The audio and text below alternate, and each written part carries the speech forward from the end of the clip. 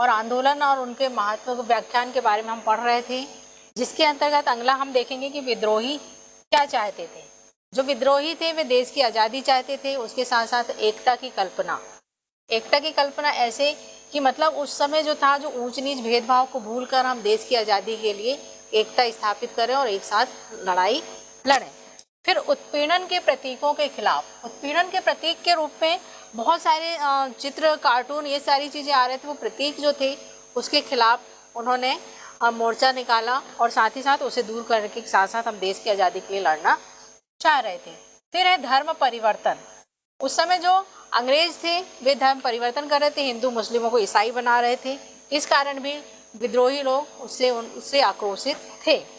फिर समतापरक समाज की कल्पना।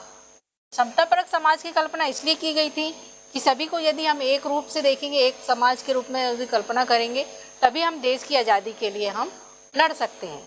फिर वैकल्पिक सत्ता की तलाश। अब वैकल्पिक सत्ता की तलाश इसलिए थी कि यदि हमें विद्रोह करना है तो कोई ना कोई ऐसा शक्तिशाली राजा होना चाहिए जो कि उसका प्रतिनिधित्व कर सके। इस तरह से भी हम वैकल्पिक सत्ता की तलाश उस समय कर रहे थे।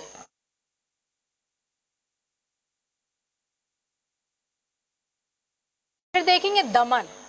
दमन क्या? दमन मतलब जो विद्रोही थे उन लोग का दमन अंग्रेज किस तरह से कर रहे थे, मतलब उनको दबाने की कोशिश कर रहे थे।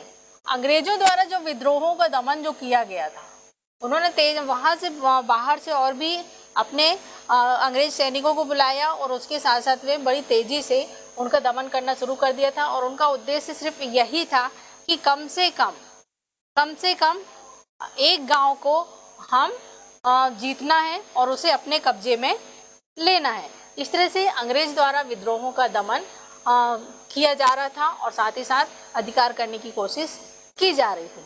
फिर विद्रोह की छवियां, जो विद्रोह उस समय किए जा रहे थे, उस समय जो छवि बन रही थी वो किस तरह से बन रही थी। अब रक्षकों का अभिनंदन। अब रक्षकों का अभिनंदन क्या है? जो अंग्रेज थे या फिर कुछ विद्रोही थे या कुछ लोग जो अंग्रेजों की मदद कर रहे थे, उनका लोग अभिनंदन कर रहे थे और उनका स्वागत भी कर रहे थे, उनका गुणगान भी गा रहे थे। फिर उसके बाद हम देखेंगे कि अंग्रेज औरतें और ब्रिटेन की प्रतिष्ठा।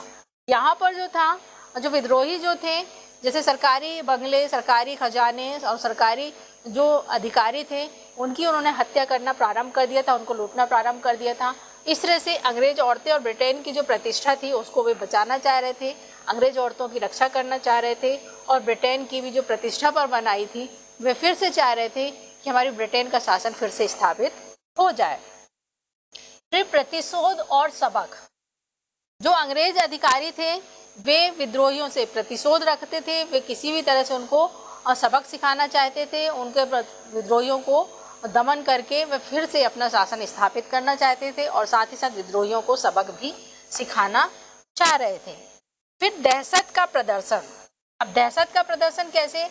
तो जो अंग्रेज अधिकारी थे वे विद्रोहियों पे दहशत भर देना चाहते थे, जिससे कि वे डर जाए और विद्रोह करना छोड़ दें। उसके लिए अंग्रेजों ने क्या किया, सजाए मौत जो था उन्होंने मार्शल लॉ लागू किया, जिसमें सजाए मौत थी। यदि ये सिर्फ शंका हो जाए कि यह व्यक्ति विद्रोही है या विद्रोह करने जा रहा है तो उसे सजाए मौत दी जाती थी। और दूसरा तरीका ये था कि तोप के मुहाने में बांधकर उन्हें उड़ा दिया जाता था, तोप से बांधकर उनको उड़ा दिया जाता था। फिर दया के लिए कोई स्थान नहीं।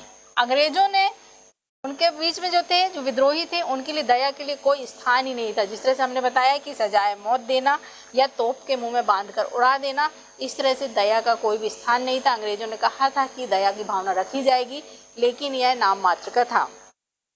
फिर है राष्ट्रवादी दृश्य की कल्पना। अब राष्ट्रवादी दृश्य की कल्पना इसलिए की गई थी कि जब 20वीं सदी में जब अंग्रेजों से अपने आप को स्वतंत्र करने के लिए जब हम लड़ रहे थे या फिर उनसे विद्रोह कर रहे थे, तो 1857 की जो क्रांति हुई थी उस समय सफल नहीं हुई थी। वह असफल क्यों हुई थी, ये सारे कारणों का ज्ञान भी हमें मिला, क्योंकि इतिहास में, अभिलेखों में, इतिहासों में, कहानियों में इस तरह से जो चीज़ें थी, जो गलतियां थी, उसको कम करके, उसको दूर करके हम 20वीं सदी में जब देश आज़ाद हुआ, 15 अगस्त 1947 जब आज़ाद हुआ, तो उसमें ये सारी चीज़ें जो थी 1857 क्रांति का महत्वपूर्ण योगदान था, जिसमें झांसी की रानी थी, हमने पिछले उसमें पढ़ा था कि झांसी की रानी, तात्या टोपे, नाना साहब, बहादुर शाह जफर, ये सारे लोग जो है उस युद्ध में अपना योगदान दिए थे।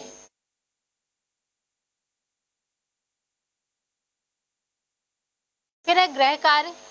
1857 के विद्रोह का तात्कालिक कारण क्या था? 1857 की क्रांति के सैनिक कारणों की संक्षेप में व्याख्या कीजिए। अंग्रेजी नीति से अवध के तालुकदार किस तरह से प्रभावित हुए? अवध का विद्रोह व्यापक क्यों था?